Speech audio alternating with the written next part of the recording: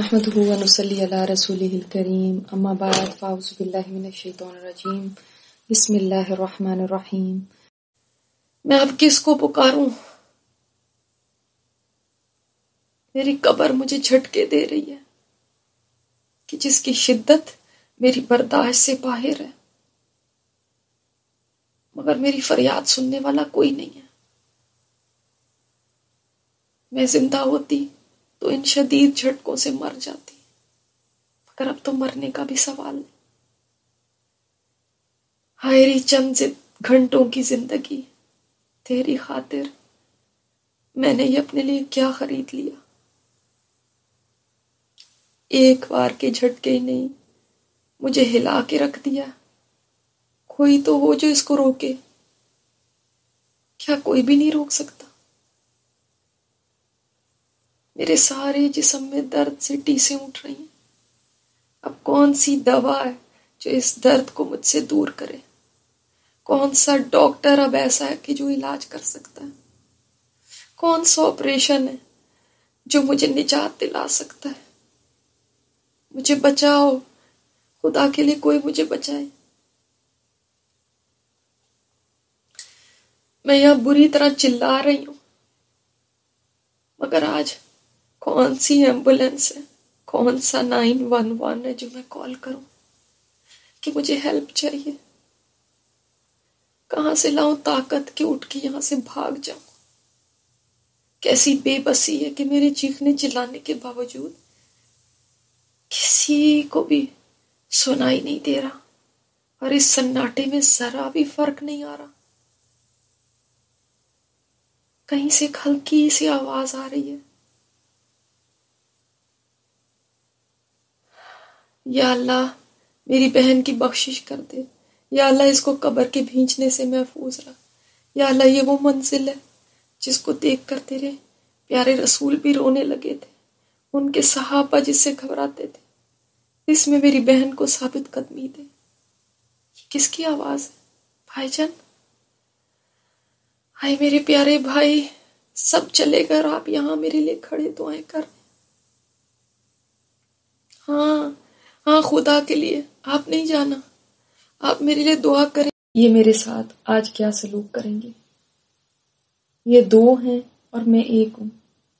ان کی آواز اتنی گرجدار ہے جیسے شدید طوفانی راتوں میں بجلی کڑکا کرتی تھی، اور ان کی موٹی موٹی آنکھوں کی چمک اندھیرے میں کسی بلا سے کم نہیں ہے۔ بڑے بڑے دانت یوں لگ رہے ہیں جیسے ابھی کچا چبا جائیں گے، اور ان کے تیور بھی کچھ اچھے نہیں لگ رہے۔ یوں لگتا ہے کہ بہت غصے میں ہے۔ میں ایک مصیبت سے نکلتی ہوں تو ایک دوسری مصیبت میں پڑ جاتی ہوں۔ انہوں نے سخت کرخت اور خوفناک آواز میں مجھ سے کہا، من ربو کی، تیرا رب کون ہے؟ میرا رب کون ہے؟ میرا رب، ہاں مجھے پتا ہے میرا رب کون ہے، مگر گھبراہٹ کی وجہ سے میرے ہوش گم ہو رہے ہیں۔ حالانکہ اس سے پہلے اگرچہ میں مر چکی ہوں، مگر اچھی بھلی اپنے پورے ہوش و حواس کے ساتھ تھی۔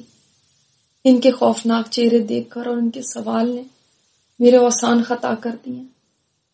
مجھے تو زندگی میں پولیس والا بھی روک لیتا تھا گاڑی چلاتے ہوئے تو میرے گلے سے آواز نہیں نکلتی تھی اور ٹھنڈے پسینے آنے لگتے تھے، حالانکہ وہ تو انسان ہوتا تھا اور یہ تو کوئی اور ہی مخلوق ہے۔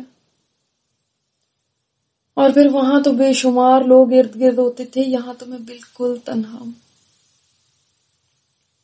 وہاں تو غلط جواب بھی دے دیتی تو زیادہ سے زیادہ چالان ہو جاتا، ٹکٹ مل جاتا، اور یہاں یہ میرے ساتھ کیا کریں گے اگر جواب غلط ہو گیا؟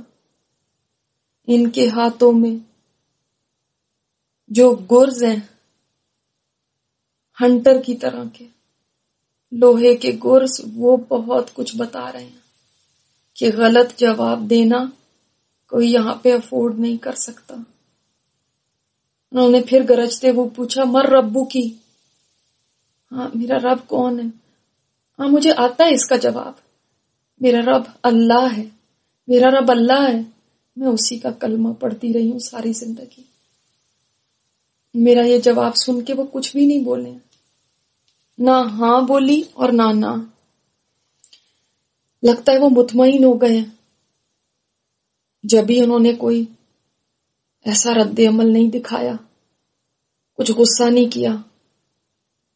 میرا تو یقین ہے کہ میرا رب اللہ ہے۔ میں کیسی بھی تھی مگر میرا عقیدہ بالکل صحیح تھا۔ جس مسجد میں ہم جاتے تھے وہاں سے میں نے سیکھا تھا سچی توحید کیا ہے، اور کیسے کیسے لوگ اپنے ایمان کو شرک سے آلودہ کر لیتے ہیں۔ ہمارے امام صاحب نے بڑی محنت کی تھی لوگوں کے عقیدوں کو درست کرنے کے لیے، ورنہ ہم تو اپنے ملک سے اپنا رسمی سا عقیدہ ہی لے کر آئے تھے، اور وہی جو گھر میں ایک ٹپیکل سا عوامی دین ہوتا ہے وہی ہمارا دین تھا، جو ٹی وی میں سن لیتے ویسے ہی کرنے لگتے۔ امی بھی کوئی خاص نالج نہیں رکھتی تھی، مگر یہاں آ کے جب مسجد جانے لگے تو وہاں کے پروگراموں سے کافی چیزیں سمجھ میں آنے لگی۔